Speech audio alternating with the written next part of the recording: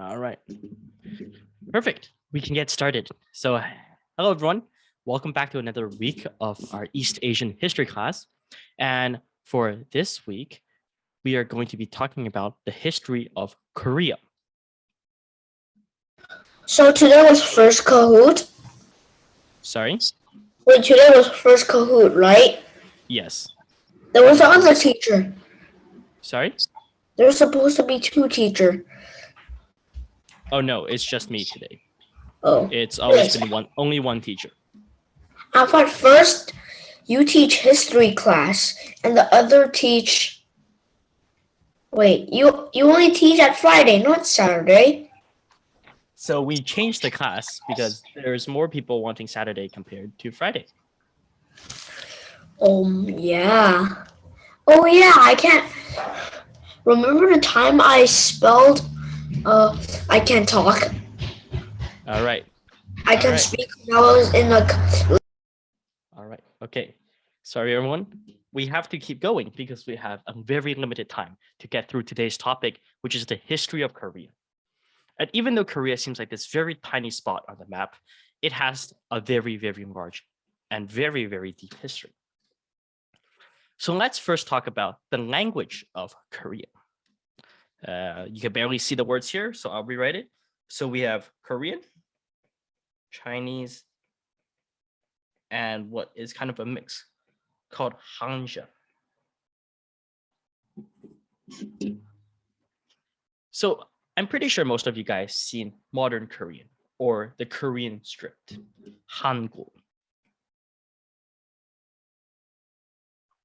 What Hangul was is a Korean language developed in the 15th century to make sure that everybody could write down what they were thinking. It was easier to record with Hangul, a specific language. Before the 15th century, the Korean language was not written down. It was only spoken. So they really didn't have a written language.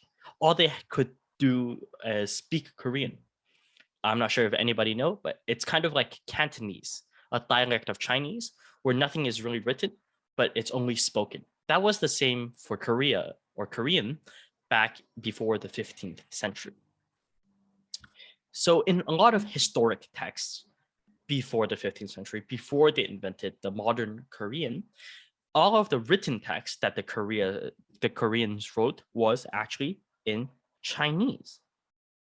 Chinese was the main written language for Koreans because there was a lot of influence, as we will see later on, of Korean from Chinese, whether through trade, through researchers, scholars, and even religious figures going into Korea, or even just having China conquer Korea. That is how the Chinese language kind of infiltrated into the Korean culture. And we'll learn about that later. So later on, because they developed this new Korean, they had to name this older written Korean / Chinese something different. And they called it Hanja, which is kind of a play on the words Hanzi in Chinese, which means Mandarin words. So Hanja is technically a type of written Korean that is not used, kind of like Latin, very old, but some people still read it to and speak it to kind of learn more about it and research it. But Hanja is made out of basically modern Chinese words that we can properly read. All right. So that's a bit of a background on the language of Korea. Let's jump into the history and let's jump back into time, almost 5,000 years back in time, and look at the three different cultures of Korea, the prehistoric eras. So let's start with the first culture, the Kulpo culture. The Kulpo culture was the most prehistoric era with not much being known from the culture. So there was no pottery, there's not any written language, there's nothing. Only certain small houses and certain small structures that historians and archaeologists have dug up from the ground to kind of signify that around 4000 BCE or BC, there were already people in Korea living there. a lot of the relics from this age were found along sea coasts and river because a lot of their things over thousands of years have washed into the waters. The people during this time used a lot of stone tools and a lot of earthenware. So they made a lot of things from mud, so mud plates. They didn't have pottery because they didn't control fire really well. So a lot of their tools were made out of stone where they can chisel, or it was made out of mud where they can kind of shape into things that they can use. All right, next was the Chomun, which came 1,000 years after the Kulpo culture. The Chomun people lived in pit house villages. So these are houses that are dug down instead of kind of extruded up like buildings we live in. It's basically like everybody was living in the basement. And they actually made pottery, as seen here. This is Chomun pottery that was undecorated or decorated with linear design, which means that they were very basic. There wasn't a lot of very intricate decorations. There's not a lot of detailed designs on the pottery. It was very basic and it was useful. That's the main use of it. The pottery wasn't as a showpiece. It was for people to actually use. So it was very practical and it wasn't very pretty.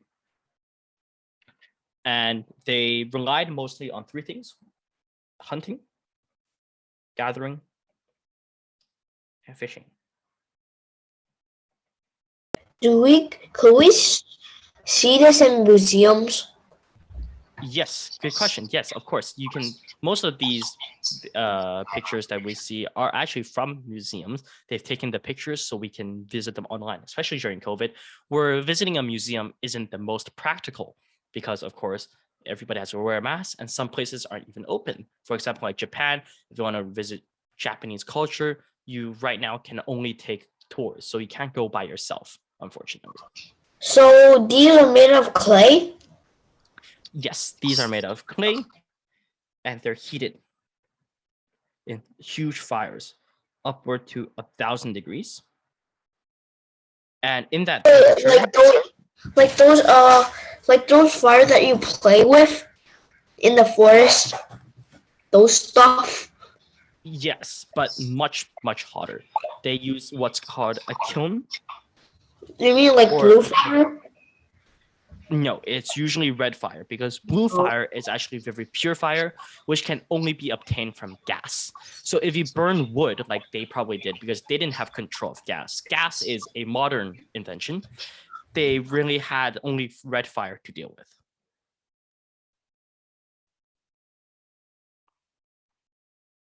All right. Great questions, Victor. But let's keep going. So the last culture we have here is the Chen culture, which really didn't really divide much from Chomun. They really shared a lot of similar semblances, but what historians and a lot of scientists seen is that potteries were more intricate and they had better technology. They were really able to harness the fire really well and make better tools, such as iron tools instead of stone tools. Right. Any other questions on the prehistoric eras? Nope. Perfect. All right. Let's keep going. So the first important period of time in Korea is called the Old Chosun period, or the Chosun. So these two are pronounced the exact same in Korean, but this is kind of what we call the romanticized.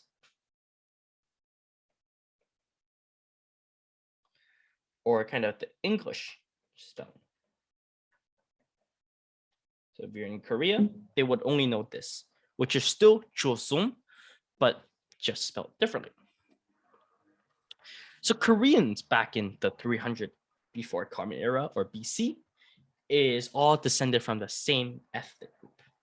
So they were technically just the same group of people, but they just kind of split up later on. And at the time, Koreans were actually divided into a number of separate tribes that you can see here. We have the Goguryeo tribe, the Okcho tribe, the Lowland tribe, the Yi tribe, Taefang tribe, Shinhan tribe, Pyonhan tribe and the Mahan tribe. These are the different tribes which lived in different sections of Korea, whether mountainous or beside rivers.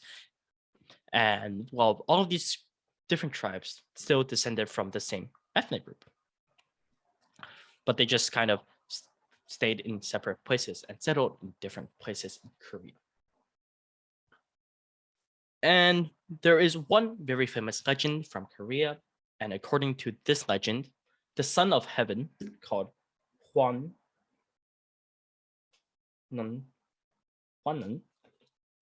descended to earth and married a bear turned woman. And they had a son called Dangun.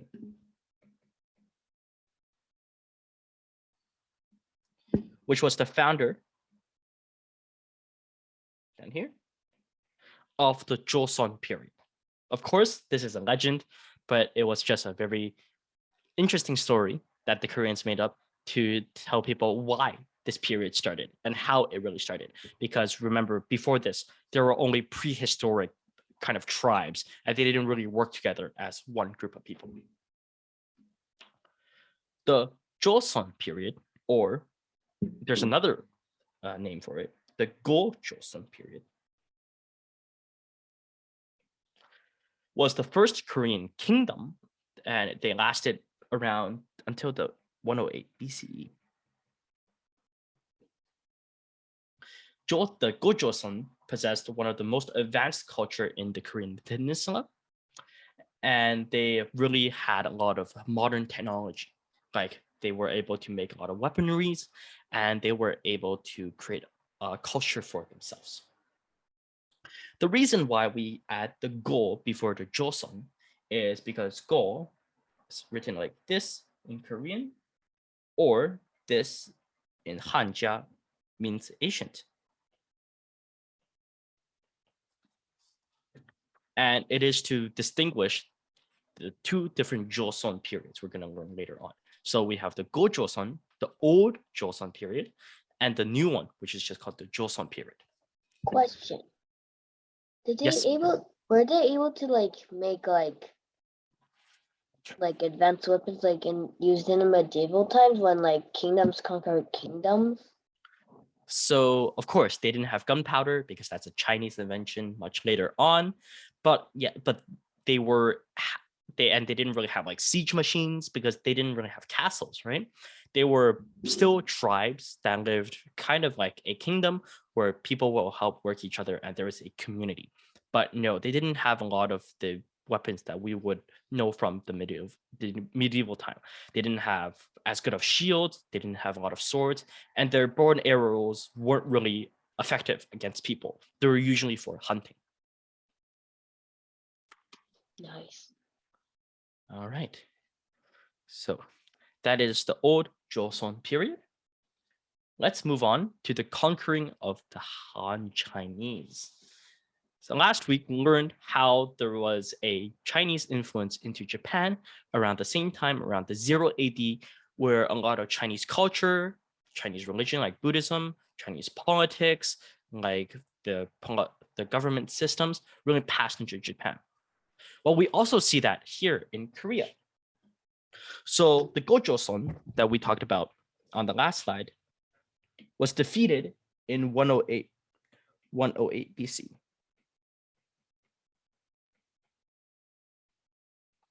And in place of the Go-Joseon Empire, there was 3 commanderies, or kind of 3 states, where they were put into place. Those 3 were the Lilang, the Lintun, and the Zhenfan.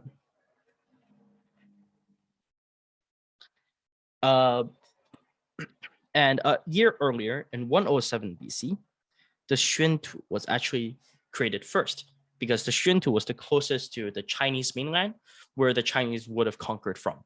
So they would want to Xuantu and taken over it and set a base there and start expanding down south until they took over basically half of Korea. These different basically colonies of China were part of the Han Chinese era. And these colonies were not good to govern any different from China. They were held to the same laws and the same rules, and everybody was the equal between the different parts of Han China. And neighboring powers, such as you see the Jin here, which was not conquered by the Han Chinese because they didn't want to go that far, because the further you go, the harder it is to get supplies over there, and the easier your empire is to fall. So they didn't go that far.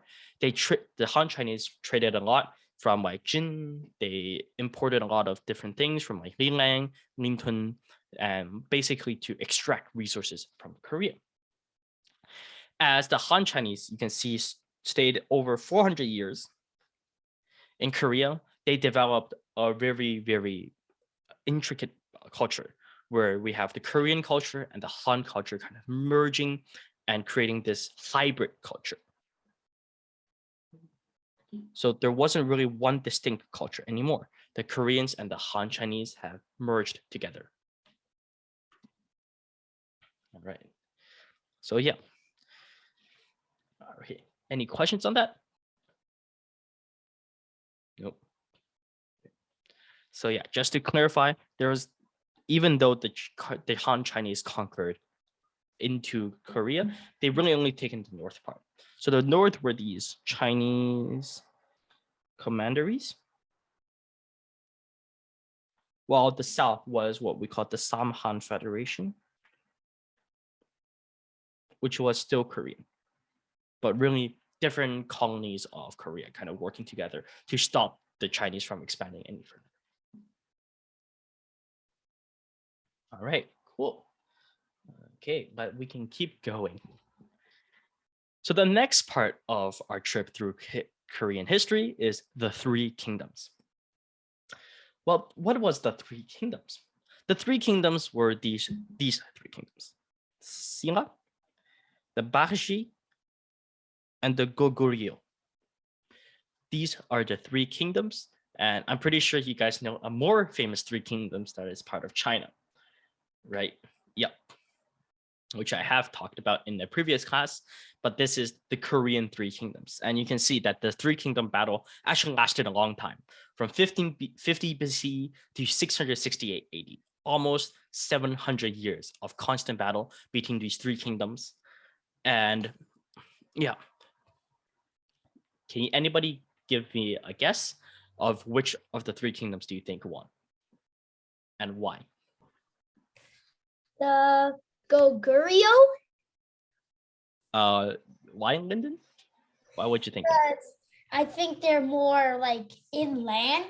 So and you talked about if you're more inland, you have like more resources. That is true. That is only true from if you're part of the Han Chinese, because you have to remember this was Han Chinese. So if the part of Korea that the Han Chinese taken over from is closer to their Han Chinese territory, it is easy to pass resources over. But this is not the case here, because the Han Chinese is not on the scene anymore. The Han Chinese got kicked out by Goguryeo. All right. Does anybody else have a guess on which one?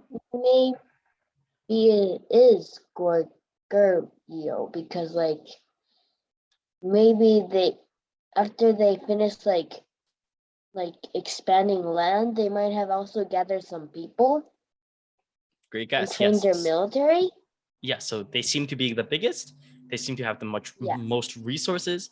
And of course, they've taken over from the Han Chinese, which makes it seem like they're the most prepared to invade and defend themselves. And oh, I forgot to mention this, Geya. They were kind of like Switzerland. They're independent. They didn't want to join the fight because they didn't want more territory. They kind of want to just stick to themselves. All right. So I can tell you right now that the conclusion is not what you think. So of course, at the end of the warring kingdoms, the Korean warring kingdom period, there has to be a winner, because what's the point of the war if it's just stalemate? So the territory, or the now country that unified Korea, was the Silla one of the smallest one on the map, if you see there. The smallest territory was able to unite Korea. And yes, in the 7th century, so around 1668 AD, they actually had a very special ally that very seemed impossible. They allied themselves with the Tang Dynasty in China, which is kind of very impressive because you have to think how far away China is from the Xinla to be able to help the Xinla conquer all of these land. So yeah, so Xinla was able to win this war because they made a deal with the Tang Dynasty in China, allying themselves. And this is the first time in history that Xinla was able to unify the Korean peninsula. However, after Xinla kind of unified Korea, the Tang Dynasty kind of didn't like it. They wanted a bigger share of resources. They want to take over Korea for themselves. But unfortunately, so that there was a war from 1670 through 1676 where the Tang Dynasty fought against the Xinla. It was called the Xinla-Tang War. Unfortunately for the Tang Dynasty, who wanted more resources, they failed to invade the united Xinla Korea, and they were forced to retreat from the peninsula fully, and losing all of the resources and losing an ally at the same time. So a pretty sad story for Tang Dynasty there. All right, any questions? Perfect. Okay, we can keep going. So Korean history is a bit of a mess. We talked about the 3 kingdoms before, with Xinla winning against all odds, but that kind of broke up when the Xinla realized that they couldn't control all of these different territories. Especially, we talked about the Goguryeo, which was actually very powerful, but now because Xinla didn't have the backing of the Tang Dynasty, the country broke up again into these 4 different parts. We have Taibong, the Baohai, the Xinla, and the Baji. So if you guys remember, those names should sound familiar, right? They're still the same 3 kingdoms that fought because the Xinla was not able to quell all of the anger from the people, and they failed to unify the country. So just after 300 years of ruling, the 3 kingdoms part 2 happened again. And at this time, the rightful ruler of the last war, the Taebong, or the later Goguryeo, won. And they were able to unify Korea over 500 years. So after 936 AD, the Goguryeo was able to hold Korea together for over 500 years by establishing a very, very dominant position. Because of course, from last time, you guys said, yes, they are very skilled militarily because they were to push back the Han Chinese. They were also very resourceful because they had a lot of land, a lot of people. So even though they lost the first part of the 3 Kingdoms War, they were able to win at the end. And there's a very famous quote that kind of encapsulates this, or kind of concludes this. You have lost the battle, but you have not won the war. Yes, Brandon, I see you have a question. Imagine if people could live for as long as they can live. Imagine if people were immortal. Okay. Where like people since when the first people came on Earth. If they Then were we immortal, have more history.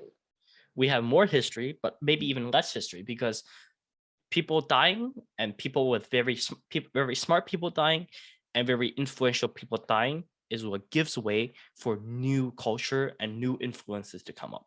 If everybody lived to be immortal, then there was always the strongest that would always live. So for example, if Genghis Khan didn't die, and was immortal, he probably still will own half the earth. So yeah, And of course, if people didn't die, we would have massive overpopulation, right? And we will be forced to kill off people. And how do you kill people when they can't die? So I would expect they can't die like naturally, but like they can die from like, being sick, or like, getting hit by a car, or like unnatural causes could kill them. But immortal technically means you can't die. You can't die from natural causes. There's different types of immortal. Yeah, but when they're fully What immortal, if they're fully immortal? Then the whole world will be screwed up and because then there'll be too many people, and they might have a ban on producing more people, then or we'll even be, yes, then we'll be like too much. Yes, Infinite exactly. people. infinite start people, have, and we will have to move to a different world. And people will start to use spaceships to conquer Maybe, Mars, or maybe Rome. everybody's just gonna suffer because Earth can't handle everybody, so people can't die, and you'll just be constantly starving to death because there's not enough food to fit everybody there. Very gruesome, but that's the truth. So yeah, that's why people can't be immortal. It will not work, and there won't be any evolution, so people won't get better. All right, so just as I brought up Genghis Khan and him taking over half the world, we see that in 1231 to 1336, where the Mongols, Who's Genghis Khan? Genghis Khan, or Genghis Khan in Mongolian, is this very, very famous emperor that was able to conquer the world with his genius tactics and his brutality, but also with his being more merciful. So he was very ruthless against his enemy, very friendly with his friends, and all around very genius on how he was able to take over the world. He had a very, very powerful army. So the Wait, he took Mongols, over of the course, was the world? Mongolian. What? Yes, he took over half of the known world. So you all went all the way into Europe and came all the way to like Korea and Japan. So basically, his empire spanned half the world at the time. So What we talked happened to- about yes. What would happen if the Mongols tried to invade North America? They couldn't, because North America back then didn't exist. There was no way to get over there. Right? There was ships, but then you can't put like 1 trillion tons of food. Yes, so nothing can really travel that far at the time. Plus, they didn't don't have know what's technology. on the other side. And you have to remember, people didn't know North America existed. They thought that it was just water on the other side of the earth. Right? So yeah, remember the discovery What of about North First America. Nation? They didn't. So the Mongolians, the Europeans, didn't know the First Nations existed. There was no Wi-Fi. There's no phones. I can't just call you, hey, we exist. They didn't exist. Right? You can't call someone if you don't think they exist. Exactly. So they didn't exist for the Europeans and most of the land. They thought that was just water. And if you guys remember, there's something called the Northwest Passage, where Christopher Columbus was trying to find it. Basically, he was trying to find a better, more efficient, and faster route to go into India to get more spices. But however, he accidentally bumped into the Caribbean because, well, he didn't know there was land there, and he thought he actually landed in India. So that's why the natives are called Indians. That's a weird story. Yes, but it's true. All right, so Weirdest thing ever. Yeah, okay, we got sidetracked there a bit, but let's go back to the invasion of Mongols in Korea. So again, we were talking about how the Goguryeo dynasty kind of survived all of the three kingdoms and was able to survive all the way until 1336 for over 500 years. However, the Mongols came, and Mongols are always the exception. And when you face a Mongol, you basically can never win. So here's a question I posed to you guys. Because think about it, the Goguryeo dynasty was able to hold on for over 500 years. So they must be very powerful, and they had a lot of people, and they were able to really hold their country. Can anybody guess how many invasions there were in total? Maybe Wait, Like- when did the Goguryeo start? Again? So again, but the invasions is only during this period. How many invasions did it take for the Mongols to really like completely take over Korea? maybe 40. like 10. 10. Yeah, 10ish. Very 10-ish. close. Tennis. 10ish or 9ish. 9 total 9 It took them 9 different invasions to take over Korea. Right. Um, So why does Korea still exist today if they got taken over? Well, then Genghis Khan died, and nobody can really take over him because he was so much superior to everybody else that because the Mongols kind of left, there was troubles in China too. So they kind of just left Korea alone because they realized they couldn't and then leave. that dude died. Sorry? And then that dude died in something years. What do you mean? Which dude? The leader of the Mongols. Oh, yes, so that was saying the Genghis Khan died, which meant that there was kind of a power vacuum. Nobody really could take over for the Mongols. What is There was uprising in What the is name. Genghis Khan's IQ? They probably think it's 140. 495 invasions. Total 100 invasions. That's enough. All right. Okay. Let's keep going. There was something called, so we're getting into the major part of Korean history. And remember, we talked about the Go-Joseon period. Now we're in the Joseon period. It spirals. And in Hanja, so remember the Chinese written language, we have this, which is Chaosian, which is what Chinese people call North Korea right now, because they believe that South Korea isn't really South Korea anymore. And we'll talk about that later on. So the Like when Joseon, Russia annexed North Korea. yes, that's correct, but we'll talk about that later on. So Joseon was a period and the last kingdom of Korea, and it lasted over 5 centuries. So it just barely outlasted the Goguryeo dynasty that we talked about before, which also was able to survive for 400-500 years. It was the last, again, the kingdom of Korea, and basically it was replaced by the Korean Empire, which we'll talk about later on in 1897. All right. So perfect. Great. Yep. So the uploaded version of this class and the video will be available on YouTube later on. That one. All right. Okay. So we talked about the Japanese rule. Well, you saw it in the video where the Japanese kind of brutally murdered a lot of Koreans because a lot of the Koreans try to fight back against the Japanese rule. So again, in order to establish their dominance in Korea, they basically had to wage an all-out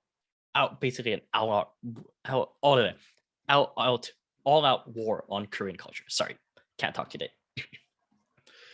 So in the so they established what we can call a new proctorate, and by waging basically an all-out war on Korean and Korean culture, they were able to completely dominate Korea for over 35 years. But at the end of World War II, as you know, Japan kind of ate 2 atomic bombs, and that didn't really feel well. So they kind of so they kind of blew up internally and surrendered. So of course they had to surrender all of the rule of Korea too, because they had nothing to back it up. And that led to the split of Korea, where the US, after taking over Japan, came into this Korea to kind of support the Korean economy and try to revive it under new rules of democracy. But China also saw this as an opportunity to have Korea at the time under its sphere of influence. So the Chinese government helped the northern part of Korea to establish again tried to reestablish the Joseon period or Chaoxian, and they were partially successful. And what that led to was the 38th parallel. I'm not sure if anybody knows about this. I know this. Basically, like the DMZ of Korea, not Germany. Yes, that's correct. So we have the North under Soviet, because China back then was close to Soviet Union, and the South, the US. And And then the- later, in 1953-ish, they started a war. And yes, that's correct. Proxy So War. not intended by US and USSR. actually it was. So it was actually a proxy war to win over Korea. It's because it whichever side lost basically meant that their ideology wasn't as good and as superior. Yes, Victor, you have a question? How much minutes is this class? We're almost finished. All right. Like how much more minutes? There's no limit on how long you have to stay for the class. I think another 5 more minutes. But if you have something to do, you can leave first. My mom said it's only 30 minutes. Oh no, it's an hour class. All right. Okay, let's keep going. We're almost done. All right. So we talked about the division of Korea and kind of the communist and the democratic places because all of kind of this two large powers of Soviet and the US. And one side stand for communism, one side stood for democratic or democracy. So there was this proxy war that we learned about last month between North Korea and South Korea.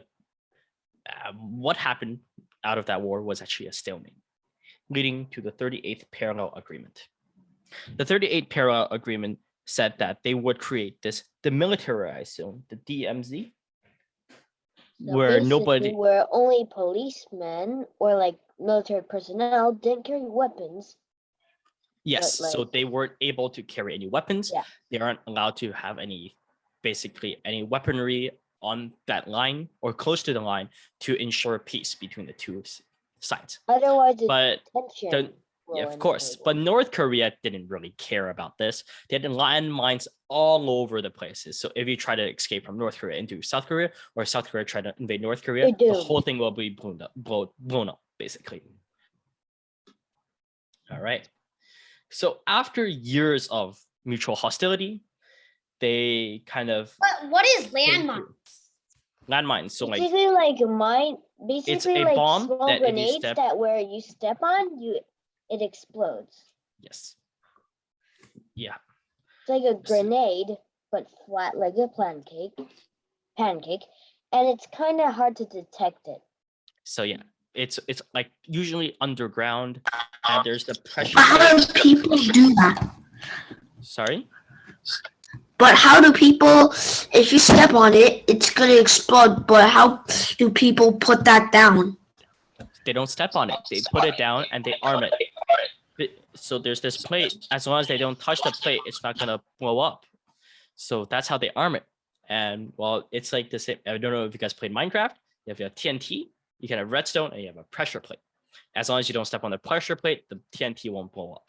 I don't know if that's Chinese Minecraft, like the Chinese version, which is free, but yeah, I don't I'm play not the su- normal Minecraft. All right, I don't know if that's an analogy. This is fake. All right. Yeah, it's So even though there's a lot of tension isn't really good for economy, right? Because we've seen that North Korea is under a lot of sanctions. So a lot of countries agreed that they're not going to trade with North Korea and try to make sure that North Korea kind of loosens up the rules and make it more democratic. And on 2018, April 27th, the leaders imagine if they between imagine if they fell to the south because the south had more power. yes, then China, I wouldn't think that would be possible because China would be very furious and really would want to take back North Korea. North Korea really isn't a good country. It is when we say that China backs up North Korea, isn't really true. China just wants North Korea to exist. It doesn't want it to kind of be prosperous. Because It it's doesn't a want it to make money. Soviet state. No, because it is a border and it's kind of this buffer between US and China. Because South Korea, even though it's ruled by itself, it represents a lot of US ideologies. It represents democracy. US has a lot of military bases in South Korea. So having North Korea makes sure that the US and China never touches and create this kind of separation between it to also, again, calm more tensions between China and the US as we see more and more If today. South Korea like invaded only like up to like Pyongyang, will the tension start? Yes, the second if they start invading at all, it's going to be nuclear war. Everybody's going to be dead because North Korea is technically a nuclear superpower backed by China, which But USA fire more missiles back. They Yes, have but you have to shield remember, too. it doesn't matter which side fires the missile. As long as there's one nuclear goes out in the rear, the whole world is doomed. Both sides. It's called MAD. We Including learned Europe? about this class. Yes, I wonder why. we Me learned too, about it's just this last destruction. year. Yes, Because of UK? Because UK also guards the line, right? yes. So as long as one side starts firing nuclear weapons, everybody is dead. So basically the world would just become I nuclear. hope I die before Yes. that. Yeah, but it won't happen, right? Because that's why we have diplomacy and we talk about our issues instead of just blowing people up. And also, if you travel to North Korea, they won't let you out. Yes, that's true. So a lot of But people the only good sneak out thing about is North that Korea. North Korea doesn't have any cases. Like, And Sorry? You I don't. think he said goodbye. Yeah, that's fine. What if you went to North Korea and stepped on a landmine? You blow up, you die. Why? Because I'm pretty sure Because you the would, landmine blows up. It's TNT. It blows you up. yeah, basically a system that's like a flat filled with gunpowder or Not TNT necessarily. explosives. It's usually C4 because Usually as soon as you C4. if you step on it, it basically blows up your leg. And if you're lucky, if not, basically your whole body gets blown up. Think of it as fire. If you're It's inside very tank, hot then you're probably and safe. a lot of pressure. So have you ever been burned by like a gas stove? If you touch something hot, it hurts, right? Think This about is that. me But when I touch one. yeah, but think about that. Somebody forcing you to touch it with your whole body. Just pain. That's it. Pain and death. All right. So Okay. let me finish this line of thought, please. So on 2018, on April 27th, there was a inter-Korean summit, so between North and South Korea. There was a declaration or a proclamation called the PPR, the Peace, Prosperity, and Reunification of Korean Peninsula. A declaration was adopted between Kim Jong-un, the supreme leader of North Korea, and Moon Jae-in, the president of South Korea, talking about how they are trying to work together to kind of bridge the gap between North and South Korea. And that is the famous It's picture. been you already see 5 online. minutes. Yeah, so that is the famous picture you see online, where that's the first time where a supreme leader of North Korea has shaken the hand of somebody from South Korea. All By right. the way, Yes. why is there even news if nobody's watching it except for rich people? What do you mean news watched by? Why is there Why news? why is there even news? Because everybody literally just gets somehow chosen and because of fear of being spied on. Fear of being a spy, sending to like. Well, news helps everybody, right? Everybody Yeah. needs news. I watch the news. Your parents probably watches the news. News is important for communication because communication is how people win wars. If you have very effective communication, you can win wars. You can also stop wars with effective communication because if you spread out the message of a dictator, people can protest and protest can lead to change. All right, cool. So that marks the end of today's lesson. Hope you guys Question. learned something about Korea. And yeah, if you have any questions, now's the time to ask. Would North Korea win over South Korea because South Korea has more like advanced stuff? No, Or so it North wouldn't. Korea wouldn't win unless North Korea uses nukes. So if we take off the nukes from North Korea, South Korea might win. But they can, again, mutually assured destruction, right? Mad. As long as one side invades, both sides are doomed. Because yeah, it's not just as simple as North Korea invading South Korea or South Korea invading North Korea. We start involving a lot of the different countries, right? China would chime in, US would chime in, Russia would chime in, and then we have the EU and NATO chiming in, and everything just goes blown up into bits. So basically, Don't. invade anything Yes, that's correct. with nukes. Unless you're Russia, where yeah, which God. it doesn't apply to you. Huh. All right, cool. So hope you guys enjoyed today's lesson, and yeah, that will be it. Unless if you guys want to stay. And also the Russians have Serbia only because it has oil. Yes, of course. Probably. The oil resources is everything. All right. So I do have a Minecraft map I can show you guys if you guys want, but if you guys want to stay behind and look at that, it's a Minecraft map of one of the most famous Korean structures. It's a castle. But yeah, so if you guys want, I can show you guys that. If not, Yes. you guys are free to leave. And yeah, I'll see you guys next week then. Just saying, I don't have Minecraft, so I can't really do anything. Yeah, but I'll show you guys. This is a Okay. specially created map. Ooh. All right. If Okay. Minecraft was free, then I'm pretty sure that billions and billions of people would start to join. Of course, but they have to make money, right? So it can't be a Yeah. screen. Sorry, it can't be free. But luckily, there's something called Roblox. Dude, Yes, because I would like to know if you guys want to see more of that next week. you know I can what I find you more think could have made? Like, Mhm. they could have made like a little like mod where like you can use like olden days spears, There is Yeah, mods and like stuff. that. Yeah, of course there's mods like that. and then you import it, and then you have a bunch of players just join, and then Yeah, like that's a a thing. little That's a thing. invasion. That's a thing. That PvP factions, medieval factions, but of course you have to pay for it. Everything That'd is be a thing. sick. Everything exists in Minecraft. Well, you have Star Wars, you have lasers, right? You have from anything from Star Wars, you have wizardry, anything you can think of. You can be got the entire possible in world. Minecraft. Yes. All right. Wow. Can we All go? right. Yes. All right. So Okay. again, do you guys want to see this next week? Yes, Yeah. right? All right. Great. So I'll know to prepare you guys more maps to show you guys more places. And next week we'll be talking about China. So there'll be a lot of Chinese architecture we'll be looking for. All Nice. right.